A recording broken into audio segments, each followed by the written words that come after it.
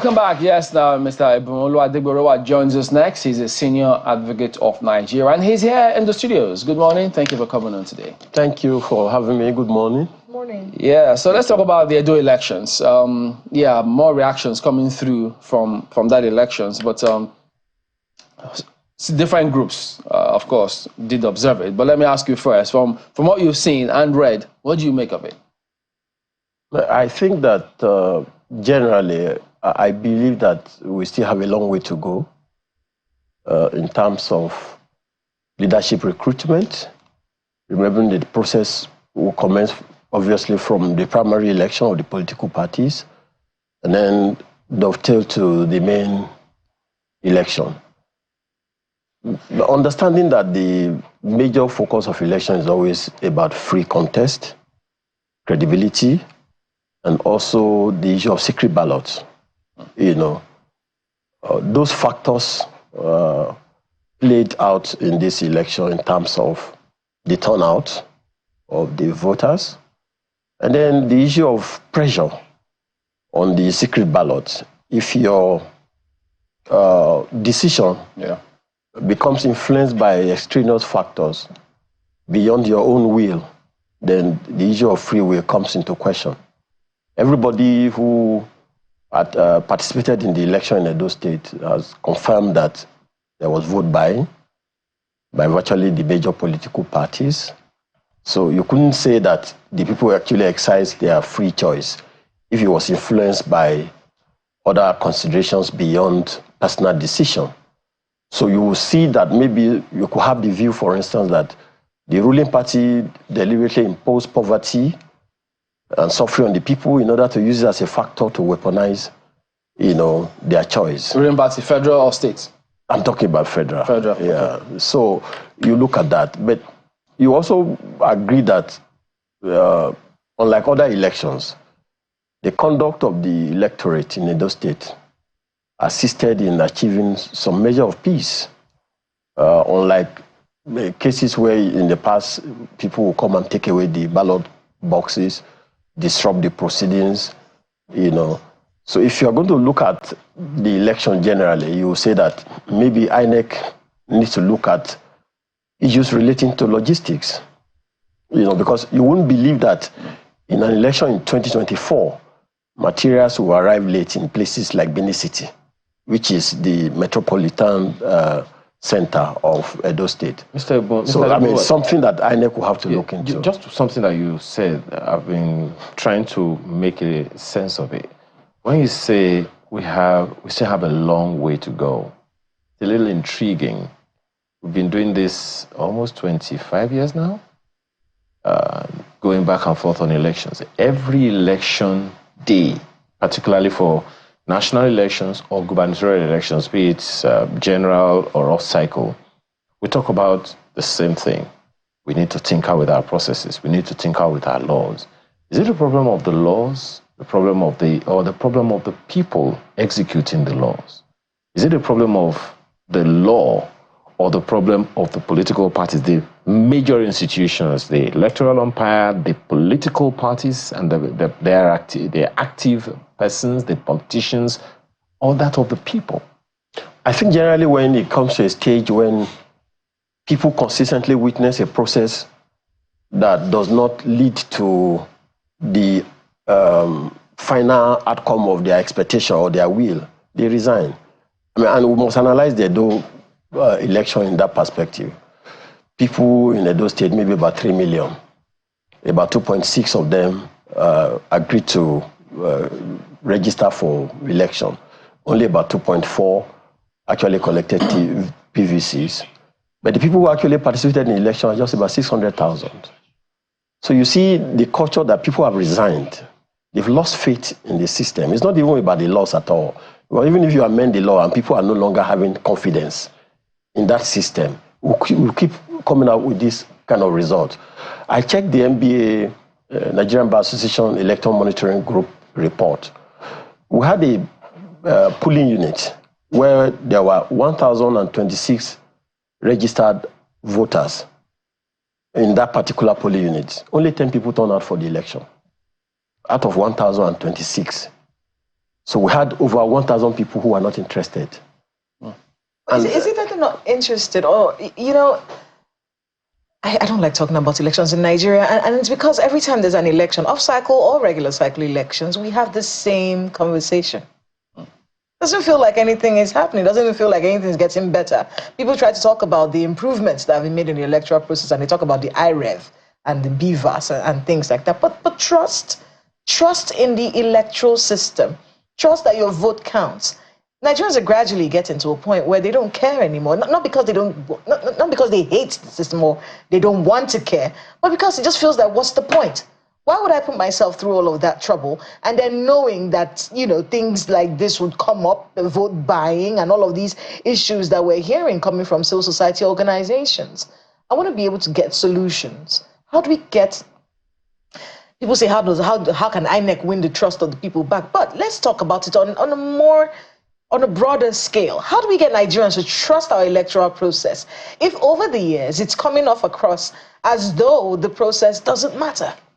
I think that, and honestly, I must be open with you to say we shouldn't focus on INEC alone.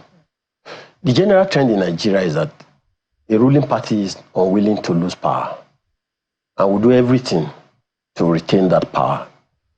If you check through the electoral process, even in the states where local government elections were conducted, I mean, you will hear that PDP in the states where they have control, they will sweep all the chairmanship elections and the councillorship elections. The same thing in APC where they have control. So the people have gotten used to the fact that the leaders don't want to accept the will of the people. And so people who have genuine interest in going out to participate in the electoral process, they have looked at the process, it's not transparent. You know, they have looked at the process, it will still produce the mind of those who are in power. So there's no, you can't cajole the electorate to go and participate in the process. They almost know the outcome. So we keep saying it. And that's why the Edo thing became a little challenging. That security agencies were there. And reports were that money was being used to buy the votes. And the people who are giving the money will sit in front of the polling units to ensure that when you go in to vote, you will display whom you have voted for before you collect the money. And this was happening. Nobody has been arrested. Apologies, I don't mean to cut you there, but I don't want us to leave that point because we're talking about these infractions, these problems that come up during the elections. Is there any way that these problems, when they arise, can cost an election? Can cost a party an election? Because you see, as much as we want to, say, oh, these things are bad, yes, they are. But what consequence comes afterwards? I don't know if you understand what I mean. I do. In places like Zamfara, for instance, when the primaries had the problems, at the time when Bello Matawalle came into office as governor, remember, there was a lot of infractions like that, but they were strong enough for the Supreme Court to be able to remove everybody from the All Progressives Congress, which brought Bello Matawalle as governor of Zamfara State. Now, that is where a system is taking control, despite what your shenanigans might be. When it comes to our elections, is there any way that these infractions can cost someone an election? That will go back to what I raised about whether it's the law or those who are operating it. The law currently captures the capture mentality. That just do all you can to ensure that you are declared the winner. Then ask the loser to go to court. And the meaning of go to court is to say that our law bends in favor of substantial compliance. What the law expects is substantial compliance. So which means there are some little lapses that, will probably not be captured by law. And then secondly is this. Some lawyers will probably not accept a brief to file a petition to reclaim a mandate because they know the task of proving that you have won an election. But it's good money. I'm just saying, answering her question. Because the issue you raised about the Supreme Court in Zamfara has to do with pre-election. It's not the election itself. So when you look at the conditions imposed by law for you to obtain a declaration, you have to go to all the polling units, you have to bring all the people who participated. Isn't it worth it? Isn't it worth it if we're trying to get people to trust our process of elections again? Isn't it something that maybe we should start thinking about? No, what you should we'll stop dancing around this. No, what you should start thinking about, Kela, is this. INEC conducted the elections. They have the materials. They have all the information that is required. So should move the burden. Our law should move to INEC. You conducted the election. Come and display how you conducted the election. Not for me, who is an outsider. How long it will take me to be able to get those results from INEC, to get experts to come and compare them, and you only have 14 days to file your petition. Let me take a. That's why they say go to court all the time. I know it's not a funny issue, but yesterday, Chamberlain, Mokwe, and I were raising the issue of compliance-ometer. we asking, you just talked about it now, and I was saying, look, if it's the issue of substantial compliance, maybe we need to have a kind of compliance-ometer, something that can say, okay, this is how you measure compliance. And Chamberlain says it's not even the law, that it's the court that's the compliance-ometer. Do you agree with him? Well, it's neither here nor there. And this is the reason. I'll tell you the reasons why. The judges don't make the laws. It's the National Assembly, the Electoral Act, the Constitution. That the two major laws guiding the conduct of election in Nigeria, and then the guidelines made by INEC, the constitution of the political parties. These are the documents that people will look at generally when you want to talk about cases bordering on election. So the responsibility of the court is to interpret. And we've been pushing them that let's not have court-declared governors. Let's not have legislators that are declared by the court. So it then takes us back to INEC. Because the courts will only interpret the laws that the National Assembly has made. The confusions, the ambiguities, the lacuna, they are all a product of essentially ineffective legislation. I know we need to take a short break now. Yeah. But, you are saying essentially that the burden of proof should not be the political party. It should not be on the people who participated in the election. Okay. It should be for the person who conducted the election. You are an umpire. But it is. You are the respondent. I am the petitioner. Why would you say I, who lost the election, should come and prove that I won?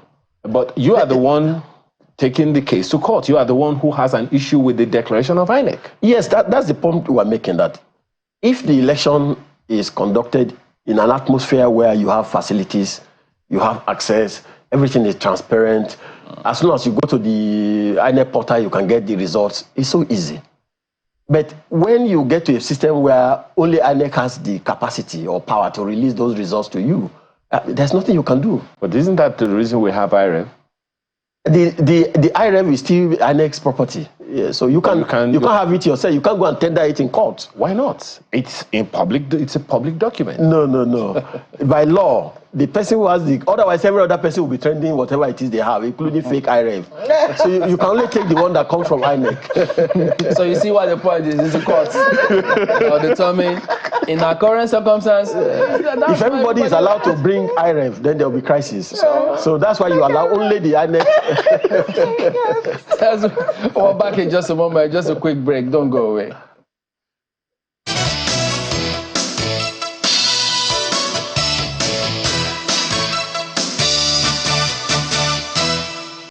All right, welcome back. Well, looking at the NBA's election working group reports on this same elections, if I could just quote some parts of it, it says, the low voter turnout, influence of money, and delays in the distribution of election materials were notable concerns. However, the conduct of voters, election officials, and security personnel were commendable, contributing to a largely peaceful election process. This is part of what the NBA's group said. So how do we situate this in the context of what you said, that look, there are question marks concerning the outcome? Yes, I think generally that refers to their conclusion. But in the analysis of the report, you will discover that they made efforts to highlight the challenges, because this report should be used for subsequent elections in order to improve on those lapses as they occurred during the elections. And the major one is this, because the credibility of election is not only in the polling itself, but also in accreditation, in collation of results, announcement of results. So it's good for materials to get early, to get to the venue of the voting early enough, so that maybe by 12 o'clock or thereabout, if you started early, you will be able to conclude the results, and then the collation become easier. And within 24 hours, you probably will know the outcome of that election. That's one point. The second point was that they got to a unit where they only saw one INEC officer who was confused, only one person who didn't know what to do, until security agencies rally around her to assist her to do the work. So you will question why you deploy only one staff to a polling unit, who will be attending to voters, accredit them, attend to their complaints. So I believe that this report, for instance, is majorly for INEC to go back and look at the drawing board for subsequent election, because it's just election in one state of the federation. But so if you couldn't deploy all your arsenal, all your machinery, all your staff to achieve almost perfection, I then doubt what will happen when you are conducting election in like 12 states. To what extent should people regard that part of the report when, if they say, look, the overall outcome of the elections, assuming for those who say it did not reflect the will of the people, and then they say, look, I went out to vote, my vote didn't count. So if people look at that overall outcome and then say the process is tainted, can they then say, well, some part was good, when if you look at the big picture, it didn't achieve the results that people wanted? Well, law does not look at it from that perspective. Because you're looking at the majority of people who participated in the election. Maybe 10 people, for instance, participated in the election. If in the 10 places where that election took place, the infractions only happen in one place, it will not be democratic to use that single infraction to invalidate the will of the other 9 people. So, which takes me back to the issue of substantial compliance. Which we don't know what it depends on what the lawyers present to the courts. So you cannot say because there were infractions in just one unit and then you annul the votes of the other 10 or 9 units. So that's what the report of the NBA is saying, that substantially in overall, maybe you had about 80% compliance, or maybe 70% or whatever it's worth. But my point is this. If you look at the Edo election, for instance, do we say that the people who voted for the PDP candidate, were they voting for Governor Baseki, who closed the National Assembly, the House of Assembly for years, who has not done any project meaningful for the people of that state? Would you say they were voting for the federal government, led by President Bola Tinubu, who has imposed suffering on our people, exchange rate is out of the roof, insecurity has gotten to an extent that we couldn't ever imagine in this country. So you look at the factors that probably really election is not a determination of performance. Because I was shocked when the president said the fact that they voted for the candidate of the APC is an endorsement of his economic policies, which is actually not correct. I want to be able to talk about that, because that actually takes us to where we're looking at next in our elections in this country. One of the criticisms that the APC has, and in fact, what we heard from civil society was that it was across board, that vote buying was done across board. Oh yes. Now, you talked about weaponizing of poverty, and many people really don't understand that point, because what that means is that in subsequent elections, it will be the highest bidder. Are we going to be poorer? Are we going to get poorer and need more money by 2027? At which point, if you have the money, you would be the one who wins. What does that say about our process, and what can be done? Is there anything that can be done about it, or are we sitting ducks waiting for 2027 to get here and then hope that the money that you bring is 50,000 as opposed to the 10,000 of 2023?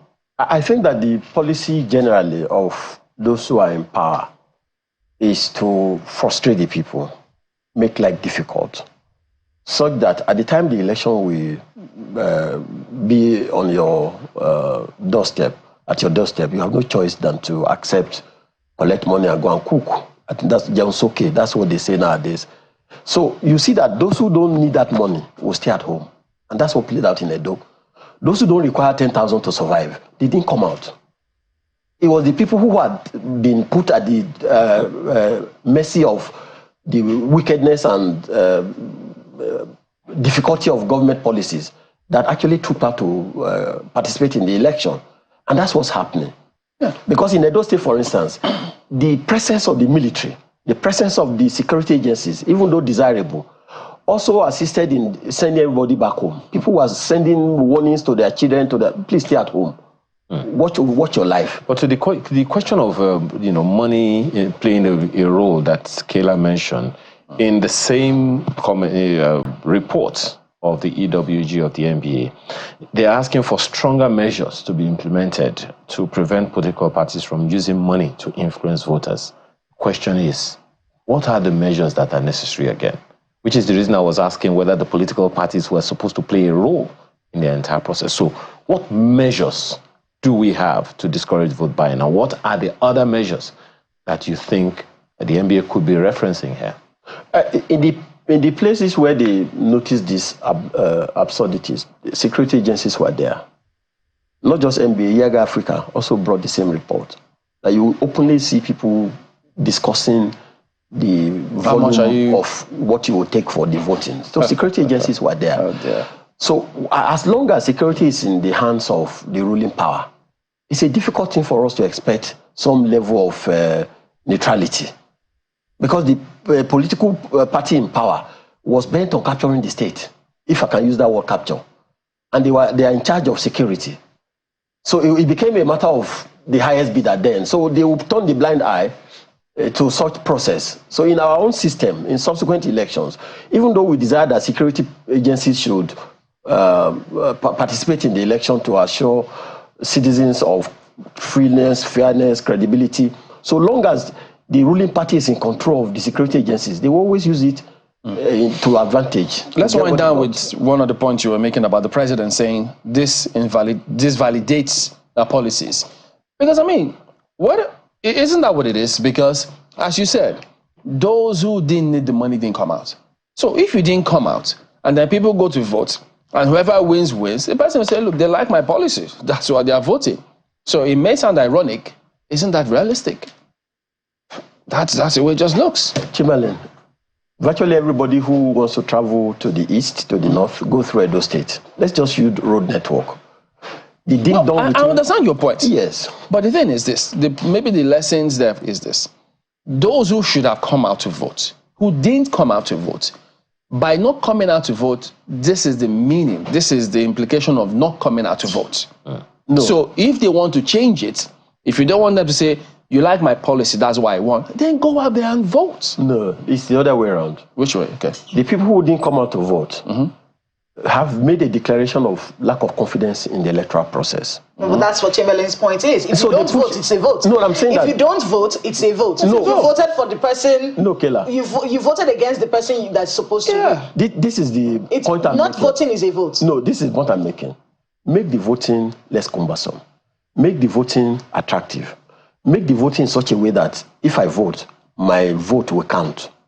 If you continue to do it in such a way that it's a matter of substantial compliance, if you continue to do it in such a way that it's a matter of vote buying, I, who probably don't have interest in that process, will not participate. So in what way? So it goes back to the what way can we make it appealing? The electoral laws.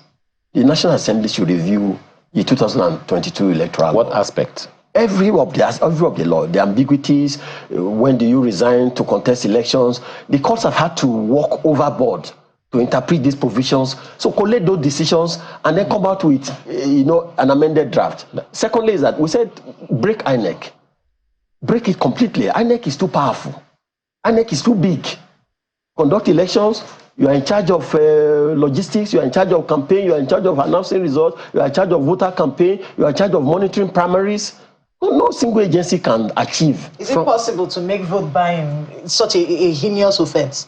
It's an offense already. It is, but is it possible to make it one that the punishment is more stringent, such that people will not be encouraged to do it? Not the electorate, the political parties. If for instance, if they catch your agent doing vote buying in this ward, if you have to give up 2,000 votes, if you have to drop 2,000 votes because they've caught your agent doing vote buying there, it will reduce. Kela, I think in many ways it will reduce even if you impose maximum punishment of death on vote buying, so long as there's nobody arrested, the law becomes meaningless. Even if it's not because the law is not in existence, it's because the people who are concerned, they will turn a blind eye to it for their own political interest. interest. Do you think we are ready for electronic voting?